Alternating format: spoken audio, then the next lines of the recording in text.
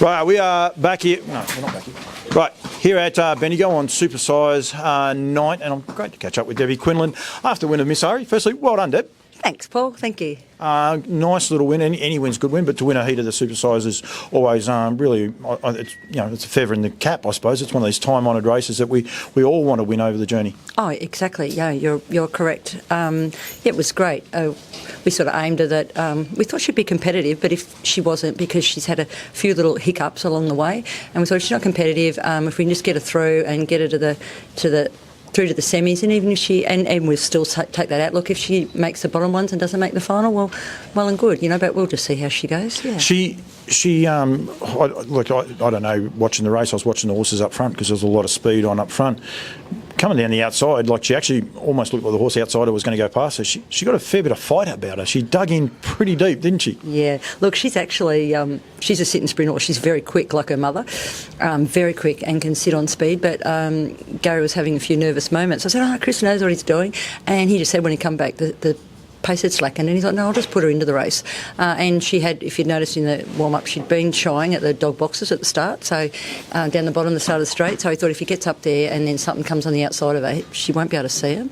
But no, she's a feisty little thing. Yeah, she's a bit like the girl she's named after. Yeah. And there is a little bit of a story. I will say we're recording this at 7:20, so when people listen to they've got to be before their bedtime. It's going to have a few.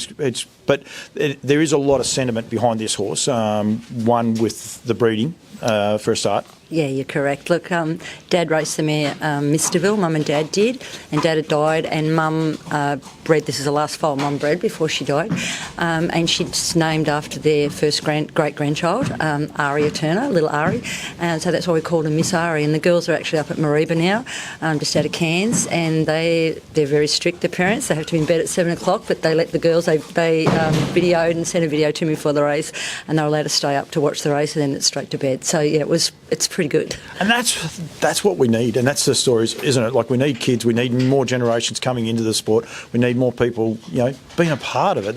These are the great stories. Oh, look, you're correct. These girls just love the game.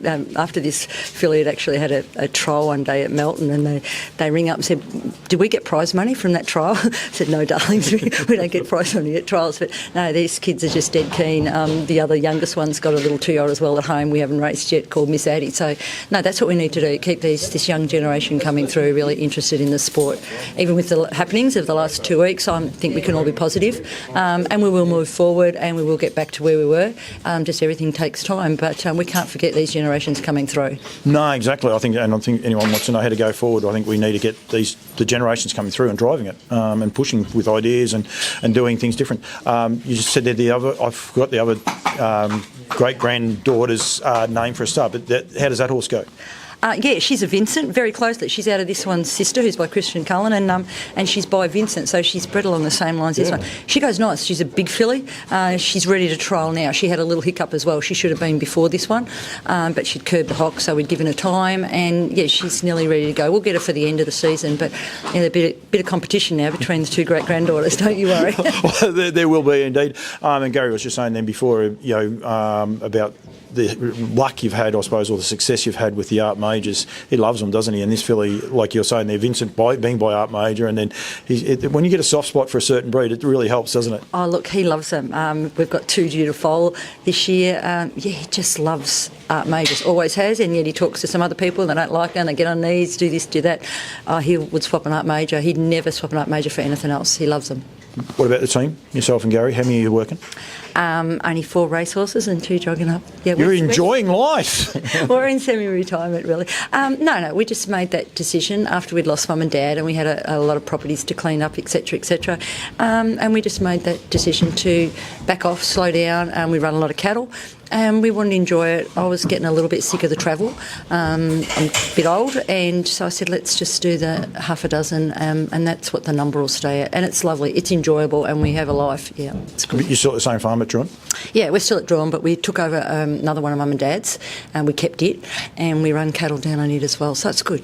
Really good. That'd be cool. I actually seen a Yellowstone birthday party with the cowboy hat. So he actually can wear the hat and actually can back it up with the cows out the backyard. Oh yeah. We're Yellowstone fans. Yeah, that was a great party. But yeah, no, that's us. We're Yellowstone sort of people. So yeah, you're right.